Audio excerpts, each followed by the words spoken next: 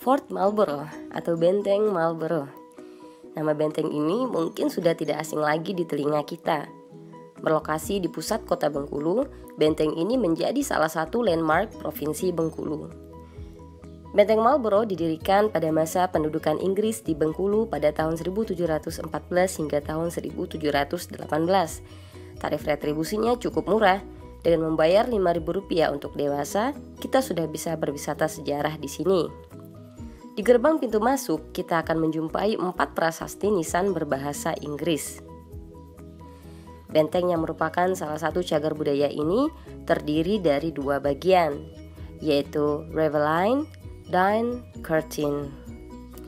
Menghubungkan bagian Ravelin dan Curtin dibangunlah jembatan. Jembatan ini merupakan titik berfoto favorit bagi para pengunjung. Jembatan ini sudah mengalami renovasi. Renovasinya melibatkan unsur TNI, BUMN, serta masyarakat Pulau Enggano. Curtin merupakan tembok pertahanan utama Ravelin. Pintu gerbang besar yang kokoh dengan gaya khas Eropa menambah kemegahan benteng.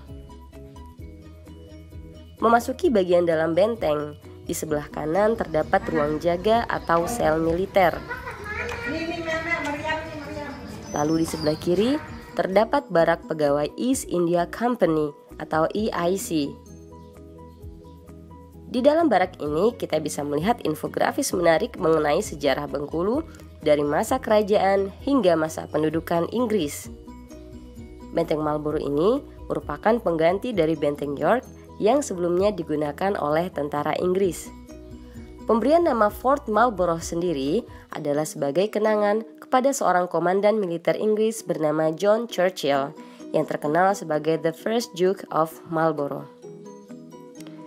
Traktat London merupakan perjanjian antara pemerintah kerajaan Inggris dan Belanda yang menandakan pergantian kekuasaan di Bengkulu. Di sini juga terdapat makam, yaitu makam George Thomas Shaw, Richard Watts, Henry Sterling, dan Kapten James Cuney.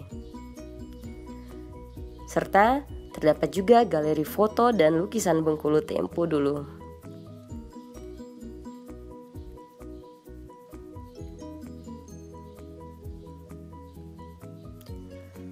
Keluar dari barak, kita bisa melihat yang namanya bastion. Nah, bastion ini adalah bagian yang menjorok keluar yang terletak pada tiap-tiap sudut benteng. Jalan setapak menuju bastion ini menjadi salah satu titik berfoto favorit juga loh. Menyusuri jalan setapak yang membelah benteng terdapat meriam yang berjajar rapi. Lapangan hijau nan asri ini dimanfaatkan juga sebagai tempat berkumpul komunitas. Salah satunya adalah komunitas bahasa Inggris. Di ujung jalan terdapat kantor East India Company.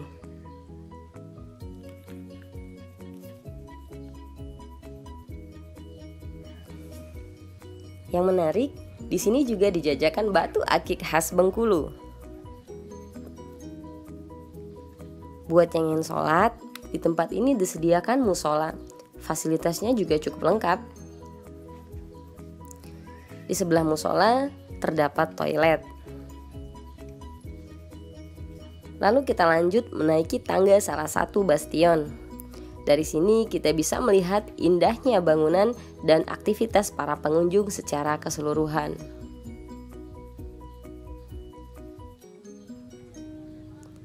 Penggunaan batu bata pada lantai bastion dan adanya meriam menambah suasana eksotis tempo dulu.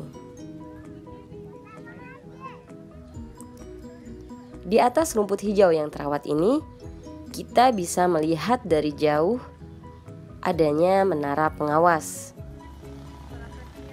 tugu pers, indahnya pantai panjang, dan keramaian tapak padri di sepanjang pantai.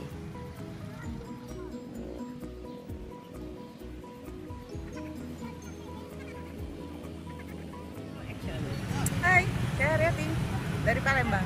Kesini mau lihat keindahan dari Bengkulu di Fort Marlborough. Latar belakang pantai panjang dengan 7 km pasir putih yang indah, dan di tengah-tengah dibatasi oleh jalan raya di tengah-tengah kota. sungguh keindahan yang sempurna.